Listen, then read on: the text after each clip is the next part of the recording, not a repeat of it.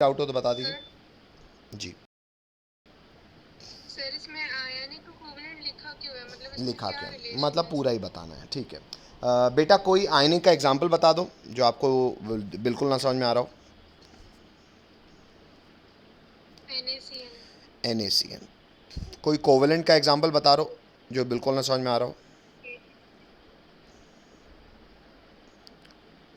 अब बेटा सच्चाई ये है कि ये जो NaCN है ये एक स्ट्रॉन्ग इलेक्ट्रोलाइट है, एक आयनिक कंपाउंड है, तो पूरा पूरा Na प्लस और Cn माइनस में टूटेगा। हेलो, इसमें दिक्कत है तो बोलो। यस। ये जो AgCN है ये एक कोवलेंट कंपाउंड है बेटा। क्या कोवलेंट कंपाउंड डिसोशिएट होगा? नहीं सर, तभी तो कोवलेंट कहला रहा है, क्योंकि डी ब्लॉक के कैटायन के जो सॉल्ट होते हैं उनमें कोवलेंट चरित्र ज़्यादा होता है, यानी कि आयनिक चरित्र कम होता है। तो मतलब सर ये डिसोशिएट नहीं होगा या पार्शियली होगा, तो उसको ना ही मानो सर। तो यहाँ पे बेटा इलेक्ट्रॉन डेंसिटी कहाँ है? केवल नाइट्रोजन के लोन पेयर है। वेरएज यहाँ पे इलेक्ट्रॉन डेंसिटी कहाँ अच्छी है? कार्बन के लोन पेयर है। हेलो, भले कार्बन ने इलेक्ट्रॉन लेके वो लोन पेयर को हासिल किया। अब सर बात ये आती है कि जब ये एज अ न्यूक्लियोफाइल किसी RX में अटैक करेगा, R को पॉजिटिव को प्यार करेंगे इन लोग, तो इस केस में प्यार किस एंगल से दर्शाया जाएगा? कार्बन से। मतलब इलेक्ट्रॉन डेंसिटी जहाँ ज़्यादा है इलेक्ट्रॉन तो वहीं से फ्लो करेगा। तो फिलहाल हायर कंसंट्रेशन ही है, लोअर कंसंट्रेशन ही है। तो ये R के साथ बॉन्डिंग किसकी होगी? इस C की होगी, तो बन जाएगा RCN, जिसको हम फंक्शनल रूप कहते हैं नाइट्राइल। और जब ये बॉन्डिंग बेटा नाइट्रोजन के थ्रू होगी, ये वाला नाइट्रोजन अपने लोन पर दे के इस R से जुड़ेगा, तो ये बन जाएगा RNC, यानी कि आइसोसाइनेट। तो क्लास ऑफ प्रोडक्ट उल्टा हो जाएगा। इसलिए यहाँ पे मैंने आयनिक और कोवेलेंट की बात की थी। अब दिक्कत बोलो बेटा। नो अच्छा, ये अब सर। यस अच्छी सर। बात बोल दी इस बच्चे ने। तो इतना हम लोग जान चुके हैं कि अराइल हलाइड भी SN रिएक्शन दिखाते तो हैं, पर बहुत कम as compare to alkyl halide. अच्छा, क्यों? क्योंकि उसके लिए अपन ने रीज़न पढ़ लिया, रेजोनेंस इफेक्ट, कार्बोकेटाइन नहीं बन सकता, बेंजीनिंग ऊपर नीचे इलेक्ट्रॉन क्लाउड से घिरी है, तो माइनस पे माइनस कैसे आएगा। लेकिन फिर भी पीछे ही पड़ जाओगे अगर, मैंने शायद एग्जांपल भी दिया था आपको कि भाई कोई भी न्यूक्लियोफाइल कोई भी न्यूक्लियोफाइल बेंजीन रिंग पे लगे हेलोजन की तरफ क्यों ही जाएगा? भाई ये हेलोजन ने माइनस के कारण यहाँ पे प्लस क्रिएट किया है, पर ये प्लस इतना ज़्यादा नहीं है कि कोई न्यूक्लियोफाइल इससे इतना आकर्षित हो जाए कि इतनी सारी चीज़ों को कॉम्पनसेट करे। कितनी सारी चीज़ें मतलब? सर ये बेंजीन रिंग का पाई क्लाउड इसको रिपेल करेगा। सर ये मान लो अटैक करने आ भी गया तो ये पार्शियल डबल बॉन्ड कैरेक्टर है, टूटेगा नहीं। हेलो, तो ये न्यूक्लियोफाइल क्यों इतनी मेहनत करे? इसको अपन ने एग्जाम्पल से कैसे समझा था कि भैया मैहर में 10 रुपया पड़ा होगा, तुम्हारा दोस्त तुमको फ़ोन करेगा मैहर में 10 रुपये पड़ा आके ले लो, तुम सतना से मैहर थोड़ी जाओगे 10 रुपया उठाने। माना तुमको 10 रुपये से अट्रैक्शन है, माना तुमको पैसा चाहिए, लेकिन 10 रुपये इतना कम अमाउंट है, इतनी मेहनत नहीं हो पाएगी, इतना ज़्यादा रिपल्शन हम नहीं सह पाएंगे 10 रुपये के पीछे। लेकिन फिर भी अगर मैं तुमको गाड़ी कर दूं कि भैया तुम्हारा आना जाना फ्री, अब जाओ 10 रुपये उठा लो, तुम फिर भी उठा लाओगे। हेलो, या तो मैं वहाँ पे तुमको गाड़ी घोड़ा ना करके दूं, वहाँ पे मैं 10 रुपये को 10 लाख रुपये कर दूं, तो तुम खट्टे से पहुँच जाओगे, साइकिल से ही पहुँच जाओगे। हेलो, तो बात यही है कि क्या हम न्यूक्लियोफाइल को इतना एक्टिवेट कर सकते हैं, इतना एम्पावर कर सकते हैं कि इतनी ख़राब परिस्थिति होने के बावजूद ये इस डेल्टा पॉजिटिविटी से अट्रैक्ट हो जाए? हाँ, किया जा सकता है। ये प्रैक्टिकली कैसे कर सकते हैं उसके कुछ एग्जाम्पल्स हैं। आइए एग्जाम्पल देखें, और शायद हमें वही लिखना भी है। कैपिटल बी हमने डाल चुका है, और हमारा कैपिटल बी है some examples of SN reaction shown by aryl halide. में पहला है डाउस प्रोसेस। डाउस प्रोसेस की इंग्लिश लिख चुके हो बेटा? ये रिएक्शन फ्लो लिख चुके हो? Yes sir. तो इसको समझ भी लो कि भैया NaOH को मैंने औकात दे दी। इट इज़ लाइक दिस कि आपको मैहर तक 10 रुपये उठाने के लिए मैंने गाड़ी फ्री कर दी। कैसे यहाँ गाड़ी दी मैंने न्यूक्लियोफाइल को? न्यूक्लियोफाइल को मैंने गाड़ी घोड़ा ऐसे करके दिया कि मैंने उसको टेम्परेचर प्रेशर दे दिया। इतना ज़्यादा टेम्परेचर प्रेशर मिल गया कि अब वो खट्ट से जाके मारेगा, भले 10 रुपया है वो वहाँ जाके पहुँच जाएगा। अच्छा, तो बन तो सर फिनॉल जाना चाहिए क्योंकि OH जा रहा है, लेकिन बेटा फिनॉल एक एसिड है, और एसिड बेस के साथ को एग्जिस्ट नहीं करते, क्या बना देते हैं? सॉल्ट। इसलिए यहाँ सॉल्ट रिपोर्ट किया है। मीडियम को अगर आप एसिडिक कर दो तो हाइड्रोलिसिस किया है मैंने एसिडिक, तब जाके फिनॉल रिपोर्ट किया है। Hello, hello, yes sir.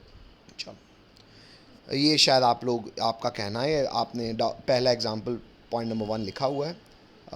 Point number नहीं नहीं नहीं, पॉइंट नंबर 1 के बाद बच्चों ये नोट नहीं डाला था ना? चलो, ये नोट डालेंगे बच्चों, ये नोट की इंग्लिश हाँ, पढ़ दे रहा हूँ बेटा। इंग्लिश है phenol being a strong acid than water, comma करके लिखेगा, can undergo neutralization under base, while aliphatic alcohol ROH is a much weaker acid than water। बस इतना लिखो, लिखो तो हाँ बोलो। ऊपर वाला न्यूट्रलाइजेशन रिएक्शन यानी कि एसिड बेस के साथ सॉल्ट और वाटर केवल तभी बनाएगा जब जो भी एसिड आप HA यूज़ कर रहे हो उसकी H प्लस देने की औकात यानी कि उसका एसिडिक स्ट्रेंथ पानी से ज़्यादा हो। तो न्यूट्रलाइजेशन रिएक्शन तभी हो सकता है जब एसिड पानी से ज़्यादा क्षमता रखता हो H प्लस देने की। अरे कैसी बात कर रहे हो सर, पानी तो न्यूट्रल सॉल्वेंट होता है, हमको पता ही है बेटा। पानी की को एकदम न्यूट्रल सॉल्वेंट मानते नहीं हो, H प्लस दे रहा है कब? मिनरल एसिड्स के आगे, मतलब इनऑर्गेनिक एसिड्स के आगे, मतलब HCl। कार्बन के अलावा जो भी एलिमेंट जब हाइड्रोजन के साथ बॉन्ड बनाते हैं तो उसे मिनरल एसिड कहा जाता है, जैसे H2SO4, HCl, HNO3, ये सब बाप एसिड हैं, भगवान एसिड है, मिनरल एसिड्स है, स्ट्रॉन्ग एसिड है। उनके आगे पानी को, मतलब ऐसा तो नहीं होता ना भाई, शाहरुख खान लोग के जो ड्राइवर होंगे थोड़ी कंपेयर होता होगा कि शाहरुख खान ज़्यादा कमाता है कि उसका ड्राइवर, कैसा कंपैरिजन है, गिना ही जाएगा कि नगन कमाते नहीं कुछ। लेकिन मान लो शाहरुख खान का ड्राइवर अपने गाँव आएगा, बात समझ रहे हो? जैसे मान लो शाहरुख खान ड्राइवर सतना का है, सतना आएगा तो यहाँ तो हीरो है, नहीं समझ रहे? हेलो, तो वैसे ही पानी है, पानी H प्लस देने की औकात नहीं रखता किन के आगे? शाहरुख खान लोग के आगे, स्ट्रॉन्ग एसिड्स के आगे। अगर वो अपने गांव आया है, मतलब ऑर्गेनिक एसिड्स के साथ कंपैरिजन, ऑर्गेनिक एसिड की औकात लगभग उतनी ही होती जितनी पानी की होती है, कुछ कम कुछ ज़्यादा। तो यहाँ पे तो फ़र्क पड़ जाएगा कि तुम 30,000 कमाते हो कि 35,000 कमाते हो। हेलो हेलो, तो वही वाली बात है कि वही वाली बात है। अब तो हम सर ऑर्गेनिक केमिस्ट्री पढ़ रहे हैं, ठीक है? तो सर इतना सब ने लिख लिया होगा शायद बेटा। फिनॉल भी एक ऑर्गेनिक कंपाउंड है और एलिफेटिक अल्कोहल मतलब नॉर्मल अल्काइल ग्रुप के साथ हुआ है जैसे इथेनॉल, ये भी एक ऑर्गेनिक कंपाउंड है। अब फिनॉल भी एक एसिड भी हो सकता है क्योंकि ये भी H प्लस दे सकता है, ये भी एसिड हो सकता है क्योंकि, लेकिन अब ना ये गांव के गरीबों का कंपैरिजन है, तो यहाँ पे ना आपको एक्सपेरिमेंटली बात याद होनी चाहिए। क्या सच्चाई ये है बेटा कि फिनॉल जो है वो पानी से स्ट्रॉन्ग एसिड होता है, लेकिन नॉर्मल एलिफेटिक अल्कोहल पानी से वीक एसिड होता है। हेलो, इसीलिए फिनॉल अगर बेस के साथ जिंदा रहेगा तो नहीं रह पाएगा, वो सॉल्ट और वाटर बना सकता है, रिएक्शन फॉरवर्ड चली जाएगी। वेरएज इथेनॉल NaOH के साथ सच्चाई ये है सॉल्ट और वाटर बनाता है, लेकिन कैसे? रिवर्सिबल। आदमी, मैंने यहाँ पे रिवर्सिबल चिन्ह क्यों दिखाया है? क्योंकि बेटा देखो, कोई चीज़ बिल्कुल नहीं होती, हम केमिस्ट्री में नहीं बोलते। हाँ, तुमने 100 लिया होगा, दो बन गए होंगे, लेकिन 100 रुपये लगाए और 2 रुपया प्रोडक्ट मिला, इसको आउटपुट थोड़ी मानोगे। लेकिन ली चैटले प्रिंसिपल यहाँ भी लग सकता है, मतलब तुम कहीं से इसकी व्यवस्था कर दो, इसको कहीं से इस्तेमाल करने के लिए भेज दो, तो ली चैटले इसको फॉरवर्ड कर देगा। लेकिन हाँ, इन जनरल एल्कोहल और बेस आपस में रिएक्शन बात समझ में आ रही सबको? रिवर्सिबली ये थोड़ा बहुत हो जाएगा, पर इन जनरल रिएक्शन नहीं कर। समझ रहे हो मैंने रिवर्सिबली और कट्टस क्यों लगवाया? और ऐसा क्यों है? क्योंकि नीचे फिर से लिखा है एसिडिक ऑर्डर, फिनॉल ज़्यादा स्ट्रॉन्ग एसिड है, फिर पानी, और सबसे कम एलिफेटिक अल्कोहल। इन तीनों में कंपैरिजन ये मैं क्यों बता रहा हूँ? ये मैं इसलिए बता रहा हूँ कि अगर आप किसी एलिफेटिक अल्कोहल का NaOH के साथ रिएक्शन कराओगे तो या तो आंसर होगा नो रिएक्शन। हेलो, मतलब ऐसे केसेस में मुझे एसिडिक हाइड्रोलिसिस करने की ज़रूरत नहीं थी। कैसे केसेस में? कि मान लो मैं आपको सवाल देता कि सर C2H5 Br का रिएक्शन मैं करा रहा हूँ NaOH के साथ, तो प्रोडक्ट क्या होता? C2H5OH की C2H5ONA? OH। यहाँ पे मुझे एसिडिक हाइड्रोलिसिस की आवश्यकता नहीं थी, बोलना पड़ेगा। वही फिनॉल के केस में मुझे एसिडिक हाइड्रोलिसिस की आवश्यकता थी। बात समझते हो?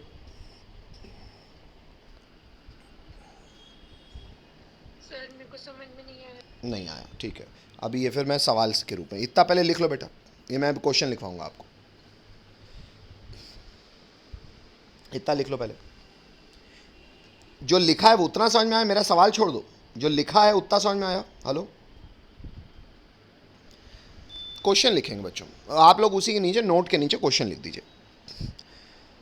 समझा मैं आपको ये रहा हूं कि फिनॉल का रिएक्शन मैंने NaOH से कराया, प्रोडक्ट क्या रिपोर्ट करोगे?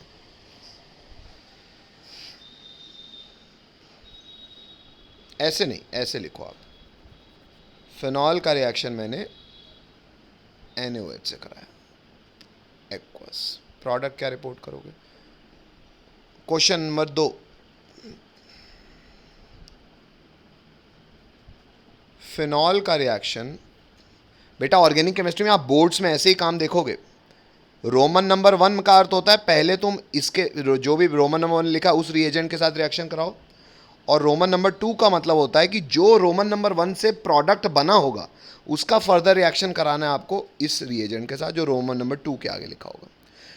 आप लोग अब मुझे ये सोच के बताइए, अगर आपने डाउ प्रोसेस समझा है और मेरी ऊपर की इंग्लिश समझी है, तो ये मेजर प्रोडक्ट अगर यहाँ ए है और यहाँ बी है तो ए का IUPAC नेम और बी का IUPAC नेम क्या होगा, ये बता सकते हो सब लोग?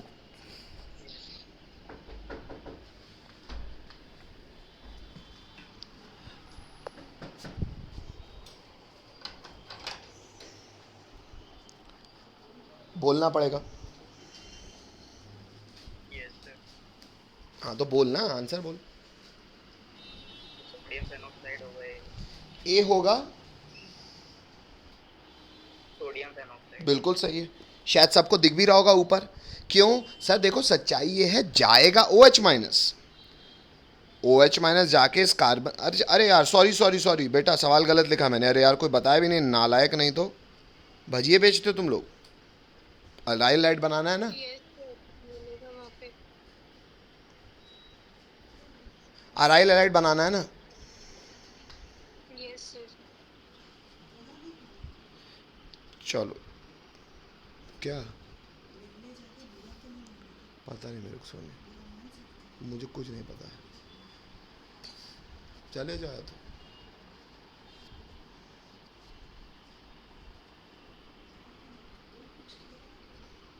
चले जाओ,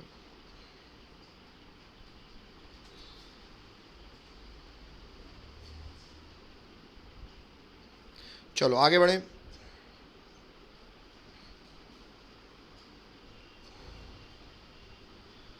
आगे बढ़ें, यस सर। ठीक है। तो ए क्या हो जाएगा बेटा? अच्छा मैं बोल नहीं पाया था ना, अच्छा कोई रुक गया मैं। यहाँ माइनस अटैक करेगा, बनेगा फिनॉल, लेकिन क्योंकि बेस की मौजूदगी है तो फिनॉल की जगह प्रोडक्ट क्या रिपोर्ट करेंगे? Sodium phenoxide. क्यों? क्योंकि phenol being a stronger base, base के साथ सोडियम फिनॉक्साइड बना देगा। लेकिन वही एसिडिक हाइड्रोलिसिस कर दोगे तो अब वो बेस वापस न्यूट्रलाइज होकर फिनॉल रिपोर्ट कर सकते हो। ये 2 सवाल समझ में आते हैं, बोलना पड़ेगा। Yes sir. नेक्स्ट हटा दूं, लिख लिया सबने? ठीक है। अगला सवाल ये है कि अगर बेटा मेरे पास C2H5Br है, मतलब अल्काइल हैलाइड है, इसका रिएक्शन अगर मैंने NaOH एक्वस से कराया, अब प्रोडक्ट क्या रिपोर्ट करूंगा? बेटा अब मैं C2H5OH ही रिपोर्ट करूंगा। क्यों? क्योंकि ये सॉल्ट बनाएगा ही नहीं। क्यों? क्योंकि ये एसिड इतना अच्छा है ही नहीं कि बचे हुए बेस के साथ न्यूट्रलाइजेशन दिखा पाए। ये फर्क मैं आपको बता रहा था। Hello hello, yes sir. खत्म होता है, हटा दूं? Yes sir. अभी तो फिलहाल हमने टेम्परेचर प्रेशर का इस्तेमाल करके यही किया है कि एक आपको गाड़ी करके दे दी तो आप 10 रुपये मैयर में जाओगे ही तो बाय द वे उठा लाओगे। भाई आपका पैसा थोड़ी लग रहा है आने जाने में, आपको तो कोई कार करके दे रहा है, AC गाड़ी करके दे रहा है, आप घूम भी तो लोगे, 10 रुपये अलग उठा लाओगे तो आप चले जाओगे।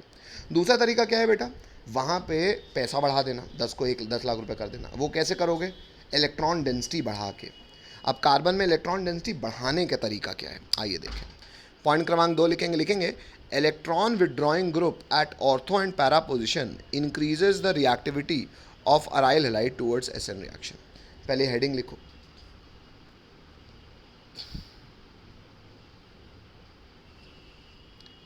लिखो तो हाँ बोलो। ये रेजोनेटिंग स्ट्रक्चर्स बनाएंगे, मेरी बात भी सुनेंगे। बेटा ये NO2 है, मतलब नाइट्रोजन डबल बॉन्ड ओ और एक कोऑर्डिनेटेड बॉन्ड हो। ये नाइट्रोजन जुड़ा किससे, बेंजीन रिंग से, ये पाई क्लाउड हो गया बेंजीन रिंग का। अब ये जो इलेक्ट्रॉन विड्रॉइंग ग्रुप NO2 जुड़ा है, रेजोनेंस इफेक्ट कैसा दिखाएगा सर? ऑलरेडी इतनी बात पता है, pi sigma pi, conjugate system सबको दिख रहा है। अच्छा, ये कॉन्जुगेट सिस्टम करेगा क्या सर? ये इलेक्ट्रॉन इलेक्ट्रोनेगेटिव ऑक्सीजन है, ये इलेक्ट्रॉन अपनी तरफ खींचेगा, ये पाई क्लाउड यहाँ आएगा। बेटा रिंग से इलेक्ट्रॉन खींचा जा रहा है, कैसे? Non sigma electron. इसलिए नॉन सिग्मा इलेक्ट्रॉन को डिस्कस, डीलोकलाइजेशन को डिस्कस करने वाला थ्योरी कहलाती है रेजोनेंस इफेक्ट। तो कायदे से ये जो NO2 ग्रुप है, ये minus resonance, minus R effect लगा रहा है किस पे? रिंग पे। तो रिंग के लिए इलेक्ट्रॉन विड्रॉइंग है। अच्छा, तो क्या हो गया सर? देखो बेटा, अगर बेटा आप पहला रेजोनेटिंग स्ट्रक्चर बनाओ, ये इलेक्ट्रॉन यहाँ गया, इधर गया, तो ये डबल बॉन्ड हो गया और ये डबल बॉन्ड सिंगल हो गया, ऑक्सीजन पे माइनस आ गया क्योंकि एक्स्ट्रा इलेक्ट्रॉन उसने रख लिया। ये जो एक्स्ट्रा इलेक्ट्रॉन था ये नाइट्रोजन के आ गया, अल्टीमेटली इस कार्बन का नुकसान हो गया, तो इसमें प्लस आया, बाकी बॉन्ड एज इट इज। इतनी बात ये फोटो समझ में आ रही सबको? 1 से 2 पे कैसे बने, बोलना पड़ेगा, बोलना पड़ेगा, ठीक है। अब बेटा सर अभी भी कॉन्जुगेट सिस्टम है, कैसे सर? पाई सिग्मा प्लस, अब ये पाई क्लाउड यहाँ खींचा जाएगा, तो उससे क्या होगा? यहाँ पे पॉजिटिविटी आएगी, बाकी बॉन्ड एज इट इज। हाँ कि ना? 2 से 3 पे कैसे आए, बोलना पड़ेगा, यस सर। ठीक है। किसी को दिक्कत, बोलना पड़ेगा, ठीक है। 3 से 4 पे आ रहा हूँ, 3 से 4 पे पाई सिग्मा बॉन्ड प्लस, फिर से कॉन्जुगेट सिस्टम है, पाई क्लाउड यहाँ मूव करेगा, वापस यहाँ पे प्लस आएगा, चौथे स्ट्रक्चर में पहुँच गए, बाकी सारे बॉन्ड एज इट इज। 3 से 4 पे आने में कोई दिक्कत, बोलना पड़ेगा, नो सर। चलो 4 तक की फ़ोटो बनाओ और हाँ बोलो। 4 तक की पहले ईमानदारी से फ़ोटो बनाओ और हाँ बोलो, ठीक है। चौथे से 5वां स्ट्रक्चर कैसे सर? देखिए ये जो ऑक्सीजन में माइनस था, ये वापस, ये पाई क्लाउड यहाँ वापस, पूरा स्ट्रक्चर वापस न्यूट्रल हो गया। तो हम जिस स्ट्रक्चर पे है वो वापस पहले जैसा है, तो ये फर्स्ट पे आ गया। लिखो, लिखो तो हाँ बोलो। स्टोरी ये है कि अगर एक electron withdrawing group benzene ring से लगा है, तो ये electron withdrawing group electron withdraw करेगा, यानी कि खींचेगा। किसको खींचेगा? नॉन सिग्मा इलेक्ट्रॉन्स को। अगर ये नॉन सिग्मा इलेक्ट्रॉन को खींच रहा है बेटा, तो इसके खिंचाव से, इसके माइनस R इफेक्ट लगाने से हो क्या रहा है सर? पॉजिटिविटी आ रही है। कहाँ आ रही है? जहाँ ये ग्रुप लगा है उसके ऑर्थो पे और उसके पैरा पे। यहाँ तक किसी को कोई तकलीफ? No sir. नहीं सर। यहाँ तक किसी बच्चे को कोई तकलीफ? पक्का? पक्का? अब खुद सोचो बेटा कि अगर आपने फ़ोटो बना ली है, अब आपको आगे कुछ करने की ज़रूरत नहीं। आप खुद सोचिए कि अगर यहाँ पे, यहाँ हेलोजन होता या यहाँ हेलोजन होता, मतलब इलेक्ट्रॉन विड्रॉइंग ग्रुप के रिस्पेक्ट में या तो ऑर्थो पे या तो पैरा पे अगर कोई हेलोजन होता, तो आपको नहीं लगता यहाँ पे ये पॉजिटिविटी आके पूरा पूरा प्लस आ रहा है रेजोनेंस इफेक्ट कारण? कोई न्यूक्लियोफाइल को लालच बढ़ जाएगा, क्योंकि पहले तो केवल डेल्टा पॉजिटिविटी थी, अब तो रेजोनेंस कारण पूरा पूरा प्लस है। Hello hello yes sir. Hello. हाँ सर। तो कायदे से वही बात नहीं हुई कि जो मैयर में 10 रुपए था उसको हमने 10 लाख में बदल दिया है। अब कोई न्यूक्लियोफाइल भले जो साइकिल से जाना पड़े आपको, आप जाओगे, क्यों? क्योंकि यहाँ पे पॉजिटिविटी पार्शियल डेल्टा पॉजिटिविटी नहीं, प्रॉपर पूरी पूरी पॉजिटिविटी जनरेटेड है। हेलो, बोलना पड़ेगा, यस सर। बोलना पड़ेगा, ठीक है। ये फ़ोटो बनाइए, ये फ़ोटो बनाइए तो हाँ बोलिए। अच्छा, फ़ोटो तो आप बना ही चुके हो, ये आप बात समझ गए हो। अब आइए इसका प्रैक्टिकल एप्लीकेशन बताऊँ आपको मैं। चलिए पॉइंट क्रमांक 3 लिखेंगे बच्चों। दूसरे में अपन ने इंग्लिश जान ली, पॉइंट क्रमांक 3 लिखेंगे एग्जाम्पल्स। अब अराइल हैलाइड में न्यूक्लियोफाइल के सब्स्टिट्यूट होने के कुछ एग्जाम्पल्स जान लेते हैं। शुरू करें, शुरू करें। Yes sir. चलो पहले एग्जाम्पल लिखेंगे बेटा, रोमन नंबर 1। आप खुद गौर करो, ये एक अराइल हैलाइड है और उसके पैरा पे मैंने NO2 जोड़ा है। हेलोजन के पैरा पोजीशन में NO2 है। क्या पॉजिटिविटी जाएगी कार्बन तक? बोलना पड़ेगा।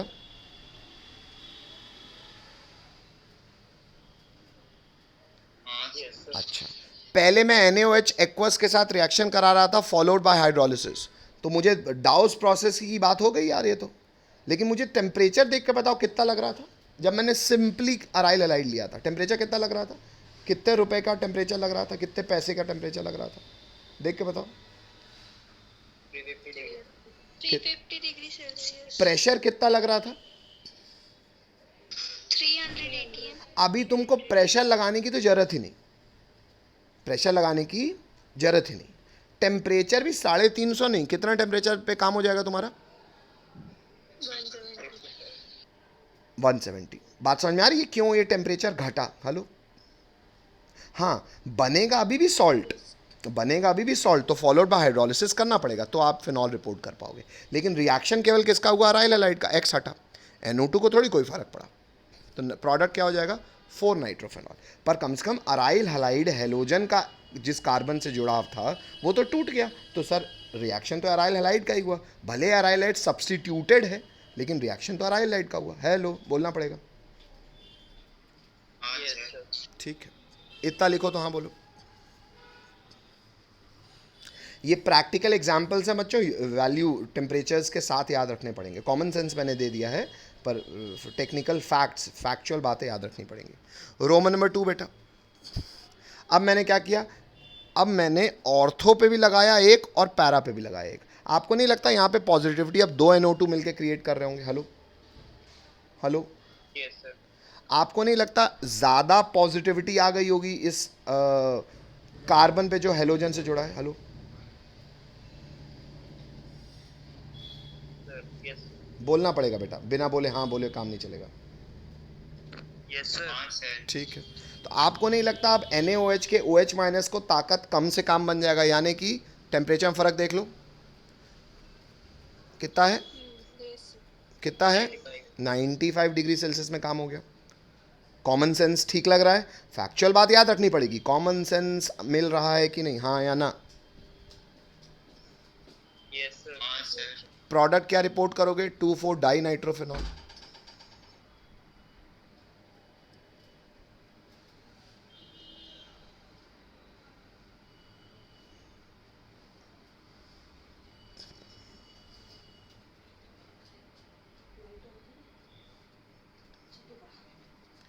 आगे बढ़े,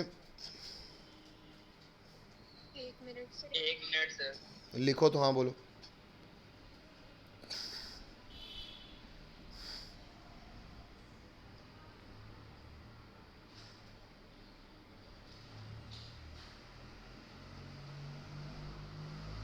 यस। नेक्स्ट, कोई रोक रहा है? नहीं। रोमन नंबर 3 में आते हैं बेटा। अल्काइलाइड तो ठीक है, NO2 अब ऑर्थो, पैरा और बचे हुए ऑर्थो में भी लगा है। आपको नहीं लगता पॉजिटिविटी 3 लोग मिलकर क्रिएट कर रहे हैं? आपको नहीं लगता पॉजिटिविटी सर बहुत ज़्यादा बढ़ चुकी होगी? और पता है इसका प्रैक्टिकल एग्जाम्पल क्या है? अब तुमको बेस तक डालने की ज़रूरत नहीं। बेस क्या देता था? OH minus. अब तुमको बेस तक डालने की ज़रूरत नहीं। क्यों? क्योंकि सर अब ना इतना ज़्यादा पॉजिटिविटी को, ना इतने ज़्यादा पॉजिटिव को ऑक्सीजन का लोन पेयर तक आकर्षित कर लेगा। नहीं समझ पा रहे? हेलो, और क्योंकि ये पानी ही है तो बेस तो डाला नहीं, तो सॉल्ट रिपोर्ट करने की ज़रूरत भी नहीं, सीधा क्या बनेगा? OH लगेगा। बात समझ में आ रही है? बस आपको पानी डालना, थोड़ा सा गर्म कर देना, देखो गर्म, ताकि पानी को थोड़ा सा काइनेटिक एनर्जी मिल जाए। हेलो, अब टेम्परेचर भी मेंशन नहीं कर, बस रूम टेम्परेचर का पानी नहीं डालना, थोड़ा सा गर्म कर देना। हेलो हेलो, बोलना पड़ेगा भाई। हेलो, अच्छा, ये क्या बना बच्चों? 2,4,6 ट्राई नाइट्रोफिनॉल। ये पहले IUPAC लिख दीजिएगा। और बाय द वे ये पिक्रिक एसिड के कॉमर्शियल नाम से फेमस है, क्योंकि बम पटाखे बनाने में इसका काफ़ी इस्तेमाल होता है, जो दिवाली में आप लोग फोड़ते हो। एक बात ऐसे भी आप याद रख सकते हो, हर एक ऑर्गेनिक कंपाउंड जिसमें 3 से ज़्यादा या 3 से ज़्यादा नाइट्रोजन के ग्रुप्स होते हैं ना बेटा, बाय द वे वो एक्सप्लोसिव होता है, मतलब बारूद बनाने के काम आता है। Hello hello, Yes, sir. बात समझ में आती है? सर। हटा दूं? सर। हाँ बेटा। सर मुझे समझ माइनस लगेगा और कब वो है ना, जैसे पिछले बार हम लोग लगा रहे थे और अब बेटा पिछली हर बार बार, लगाया था। नहीं नहीं, फिर से सुन लो। हर बार बेटा जब OH अटैक कर रहा है और फिनॉल बन रहा है और बेस की मौजूदगी है, भाई रिएक्शन तो बेस के साथ हो रहा है ना बेटा। हेलो हेलो, यस बेस की मौजूदगी में कभी भी फिनॉल या फिनॉल का डेरिवेटिव बनेगा तो वो सॉल्ट ही रिपोर्ट किया जाएगा, जब तक तुम बेस को पूरा खत्म नहीं कर देते। बेस को हम कैसे खत्म कर रहे हैं? एसिटिक हाइड्रोलिसिस से। हेलो, जब तक हम बेस को पूरा खत्म नहीं कर देते तब तक प्रोडक्ट तो सॉल्ट ही रिपोर्ट करेंगे, क्योंकि एसिड और बेस को एग्जिस्ट कर ही नहीं सकते। They will always form salt, they will always undergo neutralization. Hello, yes sir. Because phenol पानी के आगे एक एसिड कहलाने योग्य है, ये मैं बात कह रहा था आपसे। अब बात ये आई कि जब अपन ने पिक्रिक एसिड, जब यहाँ पे अपन ने Cl लगाया है तो इतना ज़्यादा पॉजिटिविटी है कि बेस डालने की जरूरत ही नहीं है। भाई बेस से तुमको क्या फ़ायदा था? OH माइनस चाहिए था। अरे ऐसे ही कराए ना, पानी का लोन पर आ जाएगा। भाई मैं देता हूँ ना भाई। Q1 Q2 का अट्रैक्शन होता है कोलम्बिक फोर्स। भाई Q1 इतना ज़्यादा हो चुका है कि Q2 लोन पेयर, मतलब एक न्यूट्रल स्पीशी का भी Q2 इतना ज़्यादा है कि फोर्स से कट्टे से अट्रैक्शन हो जाएगा। और बेस तो यहाँ NaOH यहाँ है नहीं, तो सॉल्ट रिपोर्ट करने की तो ज़रूरत ही नहीं है। बोलना पड़ेगा। हेलो, बोलना पड़ेगा सर जी। सर सेकंड वाले पॉइंट में जो एक नाइट्रोजन है, उस एक नाइट्रो ग्रुप है, उसका पोजीशन चेंज हो जाएगा? कहाँ कि नहीं बेटा, चेंज तो कुछ नहीं हो रहा। किसका पोजीशन चेंज हो रहा है दिखाओ। सर लेफ्ट से राइट में चला गया नहीं second बेटा, point नहीं में। बेटा, ये आपकी सोच की कमी है बेटा। आप मुझे बताओ, ये पोजीशन 1 2 है, ये पोजीशन 1 2 नहीं है क्या है सर। बेटा? अगर कोई आदमी ऐसे खड़ा था, अगर वो ऐसे खड़ा हो जाए तो आदमी बदल गया क्या नहीं सर। बेटा? ये केवल लिखने वाले का, इस बच्चे के लिखने का तरीका है, आपको कंफ्यूज होने की ज़रूरत नहीं है बेटा। ये भी 1 2 है, ये भी 1 2 है, कहीं भी लगाओ बात एक ही है। हेलो, लिखेंगे सब्स्टिट्यूशन बाय इलेक्ट्रोफाइल।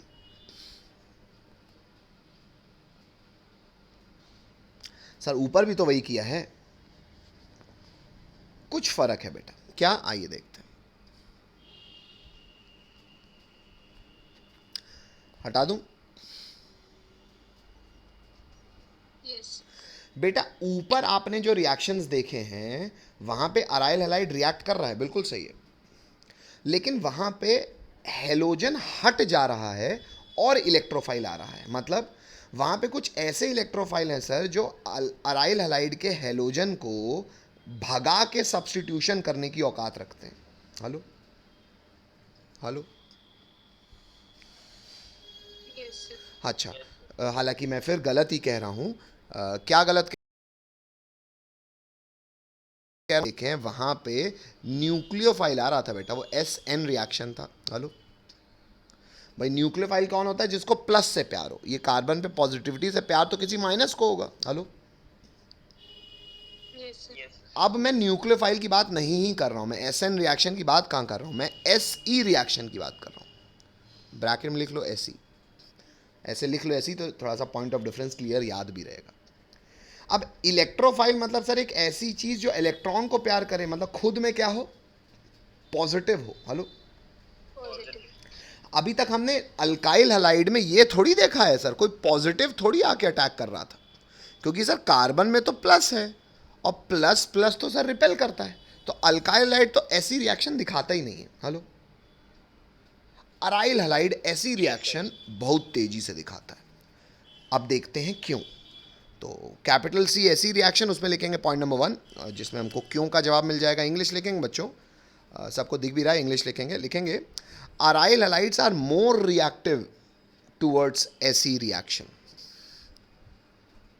ये रिएक्शन लिखा हुआ है ना, towards S E reaction than benzene. मैं भी इनका अल्काइल हैलाइड से तो कंपैरिजन नहीं कर रहा, क्यों? क्योंकि वो तो दिखाते ही नहीं है। मैं इसका बेंजीन से कंपैरिजन कर रहा हूँ। अब सबसे पहली बात ये आपको सोच में आ रही होगी सर कि इलेक्ट्रोफाइल क्यों अटैक करेगा। बेटा अभी मैंने बताया हुआ आपको पिछली क्लासों में कि बेंजीन रिंग ऊपर नीचे किससे घिरी होती है, किससे घिरी होती है? मतलब बेंजीन रिंग कैसा केंद्र है? माइनस का केंद्र है। हेलो, क्या इस माइनस के केंद्र से किसी प्लस को प्यार होगा? बिल्कुल होगा सर। तो इनफैक्ट बेंजीन रिंग भी और अराइल हैलाइड, सर भले हैलाइड है, अल्टीमेटली रिंग तो कहीं गई नहीं, लेकिन मैं कह रहा हूं बेंजीन रिंग अगर अकेले होती ना, वो इस इलेक्ट्रोफाइल इस प्लस को कम अपनी तरफ आकर्षित करती। हेलोजन लगने से ये आकर्षण बढ़ जाता है। मैं ये कह रहा हूं। क्यों सर? बता रहा हूं, पहले इतना लिखो। हिंदी समझ में आती है, मैंने इंग्लिश क्या लिखी है? इंग्लिश लिखो, aryl halides are more reactive towards S E reaction than benzene as halogen group provides plus R effect. हाँ इतना लिखो, इसको फिर हिंदी में समझाता हूँ। लिखो तो हाँ बोलो। बस बनाने की ज़रूरत नहीं है। Plus R effect halogen group लगाता है, इसके लिए दोबारा रेजोनेटिंग स्ट्रक्चर बनाने की ज़रूरत नहीं है। मैं आपको थोड़ा सा पिछली क्लास की कहानी में ले जाता हूँ जब मैंने आपको ये रेजोनेटिंग स्ट्रक्चर्स बनाए थे। क्या आपको दिख रहा है बेंजीन रिंग में अगर हेलोजन लगा है तो हेलोजन बेंजीन रिंग के लिए कैसा रेजोनेंस इफेक्ट लगाता है? सर हेलोजन ना बेंजीन रिंग को अपने इलेक्ट्रॉन्स देता है, प्लस आर। हेलो हेलो, हाँ सर। अगर इलेक्ट्रॉन देगा रेजोनेंस इफेक्ट के कारण तो इलेक्ट्रॉन डेंसिटी बढ़ेगी, ऑर्थो और पैरा में माइनस आएगा। तो बेटा तुम बताओ, अगर बेंजीन अकेले होता, उसके पास जो था वो तो इसके पास भी है, प्लस इसके पास हेलोजन के रेजोनेंस इफेक्ट से और आ रहे हैं एक्स्ट्रा। हेलो, तो क्या इलेक्ट्रॉन की डेंसिटी बेंजीन रिंग में बढ़ नहीं गई? Hello, yes sir. और अगर इलेक्ट्रॉन डेंसिटी बढ़ गई तो कोई प्लस क्या हेलोजन से जुड़े बेंजीन रिंग से ज़्यादा आकर्षित नहीं होगा? यस सर होगा। तो मैं रेजोनेटिंग स्ट्रक्चर तो नहीं बनवा रहा दोबारा, मैंने आपको ये बात समझा दी क्योंकि मैं ऑलरेडी ये डिस्कस कर चुका हूँ। किसी को दिक्कत हो तो बोल सकता है। हाँ सर। ठीक है, तो अगर आप ये बात समझ गए हो तो सीधा एग्जाम्पल लिखो। एग्जाम्पल लिखेंगे बच्चों, सीधा मैंने हेलो बेंजीन लगाया है, मतलब एक्स लगा दिया और इलेक्ट्रोफाइल यहाँ लगा दिया है। अब आपको ये सी बॉन्ड एक्स नहीं तोड़ना। आपको क्यों नहीं तोड़ना? क्योंकि सर ये तो प्लस है, प्लस तो ऐसे रिंग की तरफ जाएगा। कहाँ जाएगा सर? ऑर्थो में और पैरा में। क्यों? क्योंकि हेलोजन के कारण इलेक्ट्रॉन डेंसिटी कहाँ बढ़ी है सर? ऑर्थो में और पैरा में। तो ई प्लस जाके ऑर्थो में लगेगा और पैरा में लगेगा। लगेगा दोनों में, ज़्यादा प्रतिशत में कहाँ लगेगा? पैरा में। तो मैंने यहाँ लिख दिया मेजर प्रोडक्ट, यहाँ लिख दिया माइनर प्रोडक्ट। क्यों? क्योंकि ऑर्थो में स्टेरिक हिंड्रेंस ज़्यादा होगा। तो इंग्लिश में लिखा है मैंने मोर स्टेरिक हिंड्रेंस, इसलिए माइनर है। इसमें स्टेरिक हिंड्रेंस कम होगा, that's why it will be a major product. समझ में आता है?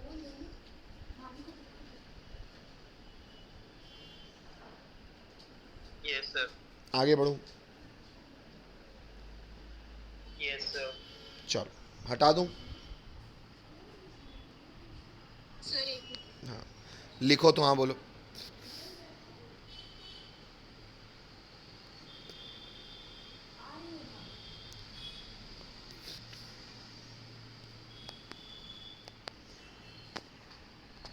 Yes sir. आगे बढ़े। यस नेक्स्ट, ये बात तो समझ में आ गई।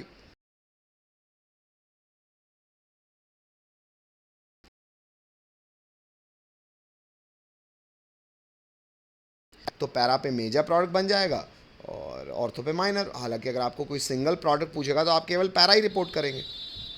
हेलो, बोलना पड़ेगा बच्चों।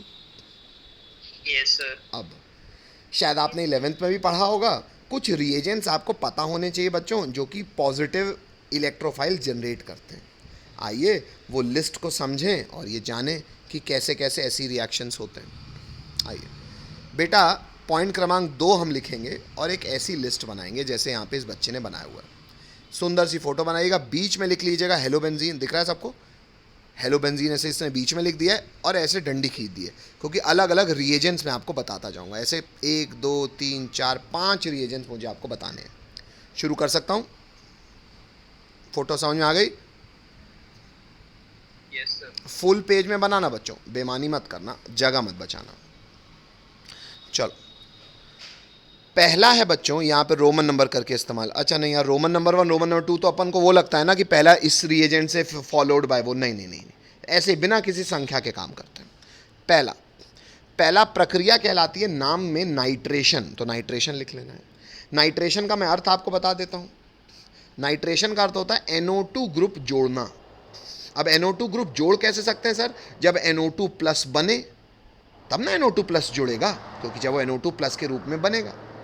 अच्छा, NO2 ग्रुप बनाएगा कौन सा NO2 प्लस? उसका रिएजेंट है बच्चों कंसंट्रेटेड HNO3 प्लस H2SO4, दोनों में कंसंट्रेटेड लिख देना बच्चों। HNO3 और H2SO4 इसका जो मिक्सचर होता है, मैं बताता जा रहा हूँ आपको, सुनते चलो, रिकॉर्डिंग में आप फिर से इसको देख सकते हो। लिखवा नहीं रहा हूँ, लिखना केवल आपको इतना ही है, बता इसलिए रहा हूँ क्योंकि 11th का ज्ञान है ना। अब जो HNO3, अच्छा एक सेकंड मुझे देख लें दो, मैंने कहा यहाँ आगे भी कहो बताया ना हो। हाँ बेटा बताया हुआ है, टेंशन नहीं है। तो पहले आप इतना लिखो, फिर आगे आपको फिर दिख भी जाएगा, लिख भी पाओगे, लिखते जाओ, सुनते भी रहो। कि नाइट्रेशन में इस्तेमाल होता है concentrated HNO3 plus concentrated H2SO4 लिख देना है ना। मैं आपको अभी डायरेक्टली बता दे रहा हूँ, ये मिल के क्या प्लस जनरेट करते हैं? NO2 plus. तो जनरेट अगर NO2 प्लस होता है तो NO2 प्लस लगेगा, कहाँ लगेगा? ऑर्थो पैरा में, दोनों में। लेकिन अगर मेजर प्रोडक्ट बताना होगा तो कहाँ बताओगे? कहाँ बताओगे? पैरा में। तो प्रोडक्ट का नाम क्या हो जाएगा? 4 नाइट्रो 1 क्लोरो बेंजीन।